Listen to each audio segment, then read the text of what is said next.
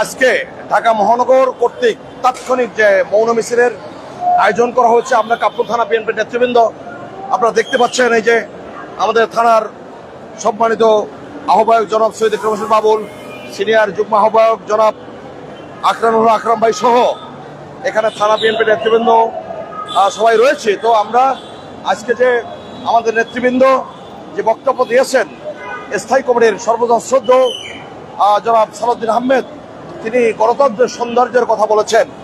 গণতন্ত্রের সৌন্দর্য হচ্ছে ন্যায় বিচার, সুশাসন, মানবিক মূল্যবোধ, এবং যে লক্ষ্যে গত 17 বছর আমরা লড়াই সংগ্রাম করেছি গণতন্ত্রের জন্য, স্বচ্ছ ভোটাধিকার, সুষ্ঠু একটি নির্বাচন, ইনক্লুসিভ এবং ক্রেডিবল নির্বাচন, আন্তর্জাতিক মানের একটি নির্বাচনের জন্য আমাদের যে সংগ্রাম ছিল।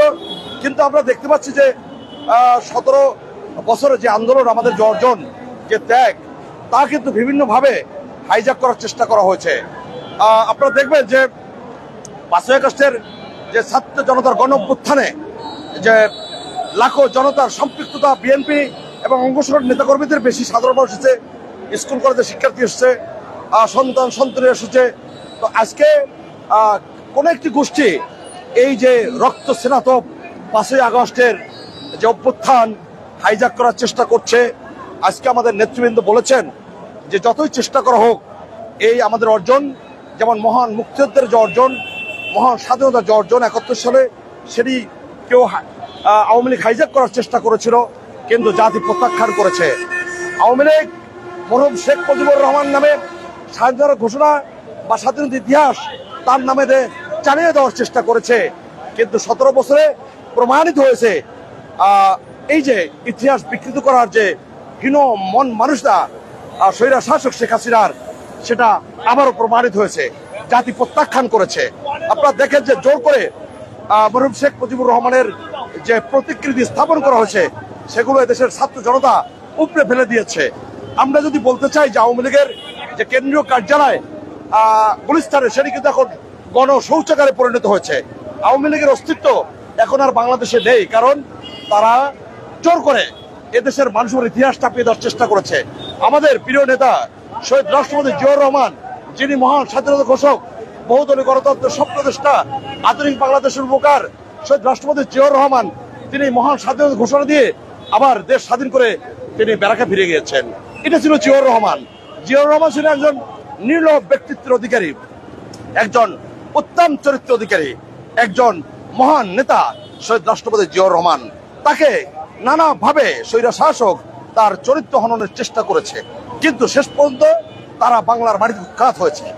এই যে আজকে আমরা দেখতে পাচ্ছি, এই যে ছাত্র জনতার গণ অভ্যুত্থানে সবচেয়ে বেশি অর্জন হচ্ছে বিএনপির, কিন্তু আমাদের প্রিয় নেতা তারুণ্যের অহংকার জনাব তারেক রহমান কিন্তু একবারও বলেননি যে এই অর্জন বিএনপির। তিনি বলছেন এই অর্জন সাধারণ মানুষের, এই অর্জন মুক্তিকামী তৌহিদি জনতার এই অর্জন।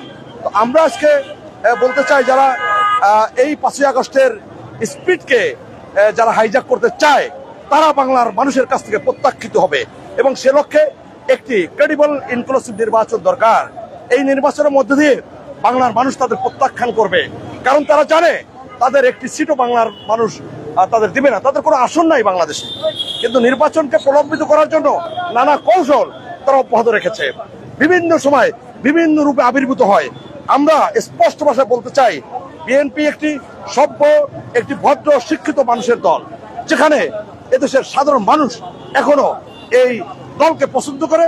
এই দলের ডাকে লাখো জনতা রাজপথে নেমে আসে, তার প্রমাণ কিন্তু আজকে সামনে পিছে লাখো জনতার এই যে উত্তাল যে দল নেমেছে রাজপথে, সেটা কিন্তু আবার প্রমাণিত হয়েছে। এদেশে বিএনপিকে মানুষ ভালোবাসে, বিএনপিকে রাষ্ট্র ক্ষমতায় দেখতে চায়, কিন্তু ওই যে অপশক্তি, যারা ইতিহাস বিকৃত করতে চায়, যারা 5ই আগস্টের স্পিডকে হাইজ্যাক করতে চায়, যারা আমাদের আদর্শকে ধ্বংস করতে চায়, তারাই কোথায় কোথায় তাদের এই 5ই আগস্টের অর্জন তারা দাবি করে। আজকে আমরা এই 18 জুলাই এই ঐতিহাসিক দিন, সেদিন আমাদের আমাদের আমাদের আমাদের যে অর্জন, এই অর্জন শুধু বিএনপি একক নয়, এই অর্জন দেশের মুক্তিকামী তৌহিদি জনতার। তো আজকে আমরা বলতে চাই যে এই দিনে আমরা শপথ গ্রহণ করি যারা এই দিনে শহীদ হয়েছেন, যারা রক্ত দিয়েছেন, যারা কালো পিস রক্তাক্ত করেছেন, তাদের বিধি আত্মার মাগফিরাত কামনা করি এবং মহান রাব্বুল আলামিন আমাদের শহীদদের জন্য সর্বোচ্চ মর্যাদা দান করেন।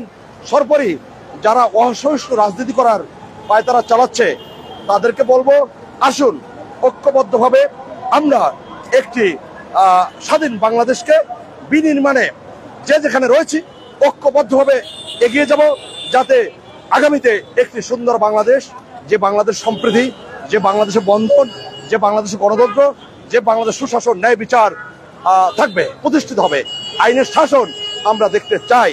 আমরা বলতে চাই যে শহীদ রাষ্ট্রপতি জিয়াউর রহমানের সুযোগ্য সন্তান জনাব তারেক রহমান সাম্প্রতিককালে যে নতুন স্লোগান দিয়েছেন আমাদের মাঝে, দিল্লি নয়, পিন্ডি নয়, নয় অন্য কোনো দেশ, সবার আগে বাংলাদেশ, এই চমৎকার ইনিভেশন ধারণ করে আমরা সামনে এগিয়ে যাব।